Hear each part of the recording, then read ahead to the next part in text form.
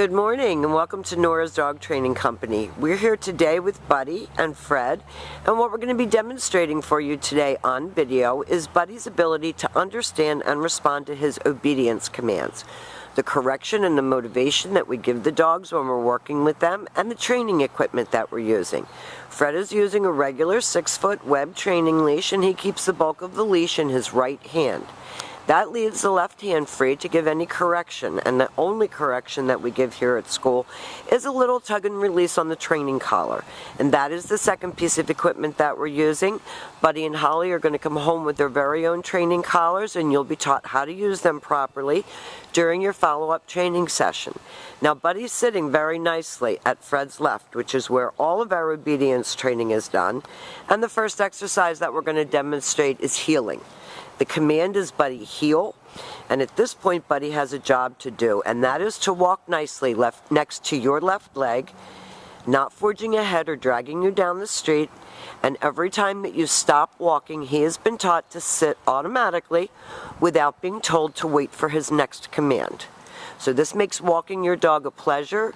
You're not being dragged down the street, and when you stop to talk to a neighbor across traffic, he's sitting nicely at your left. The next exercise that Fred is going to demonstrate for you is the stay. The stay is a hand and a voice command, and because it is a stationary exercise, it is a one-word firm command. You're going to practice this exercise indoors as well as outdoors. And when Fred returns back to him, he walks all the way around him as an additional distraction, returning all the way back around to heel position, and he gets a pat for praise, and they take off heeling again. And remember, with your stationary commands, you want to practice them inside as well as outside. The sit stays and the down stays are very important for helping to develop self-control and maturity. So Fred's going to leave him in another sit stay and practice 1 minute, working up to 3 minutes on your sit stays. This time, instead of returning all the way back to him, Fred's going to call him, and he should come right in front of Fred and sit facing his knees, and that eliminates some of that jumping that you were having at home. To come is come and sit. So he's doing a really good job demonstrating his formal obedience commands on leash.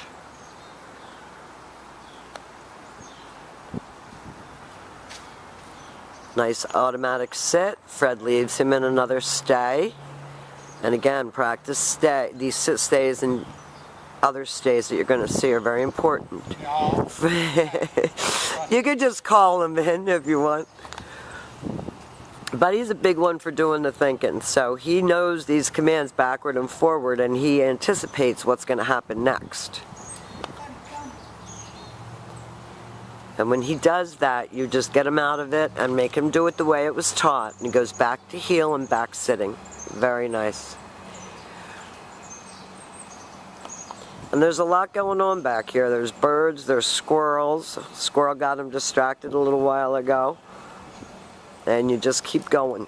You don't give up. Now the next exercise that we're going to demonstrate for you is the down from heel position. So with your dog seated at your left, you take your left open palm, push it straight down toward the ground, the one-word command to down, and then stay. When you're practicing your long down stays at home, they're for 3 minutes, working up to 5 minutes. I would probably recommend when you're practicing with the dogs, you practice with them separately first, so that you're learning with them.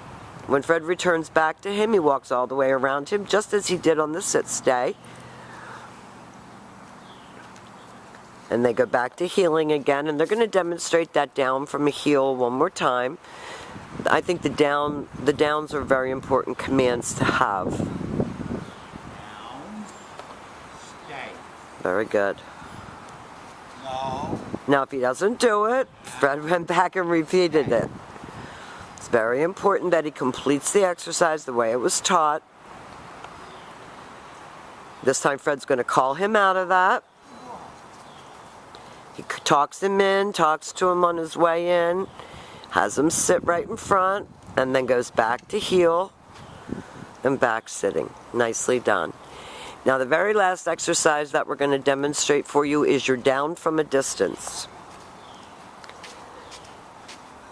So you're going to have your dog seated at your left at heel position. You give the stay command. You walk out and face the dog.